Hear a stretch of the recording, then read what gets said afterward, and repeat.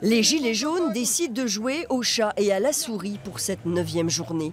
Rassemblés au Cassot, ils commencent par bloquer une demi-heure le carrefour menant au centre-ville avant de s'y diriger.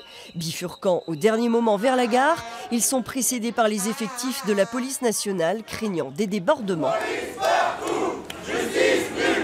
Certains arborent de fausses blessures en hommage aux blessés des dernières manifestations, mais le cortège reste pacifique. On voit que depuis un moment, il y a eu un cran qui est monté, mais tout se passe calmement, on joue comme ça, ils sont à droite, on est à gauche, voilà, c'est pour montrer qu'on est là, quoi, solde ou pas solde. Et de la place de la République à la rue du Clocher, leur passage n'inquiète pas les clients des magasins. On les a à peine croisés, hein? Puis ils sont groupés, voilà, et calmes, et puis ils sont encadrés par la police, tout va bien. Ils m'ont pas gêné plus que ça. Après, on va voir quand on va reprendre la route, mais pour le moment, ils ne me gênent pas. Sur du moche, c'est pas spécialement perturbant. Hein. Vous voyez, on vient de les traverser, il n'y a eu aucun problème. Hein. Pas plus d'inquiétude du côté des commerçants, même si 2 grilles se sont fermées à leur passage. Le souci du jour est de pallier les pertes de décembre.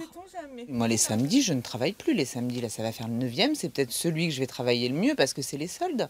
Sinon, je ne travaille plus les samedis, comme avant. Hein. Donc voilà, la cliente elle dit, on n'a pas envie de venir. Les clients sont là, ils ont de bonne humeur et ils ont acheté, oui c'est vrai. En zone nord, au rond-point de Grosseret, l'accès à la zone commerciale de Family Village, bien gardée par les forces de police, est resté dégagé.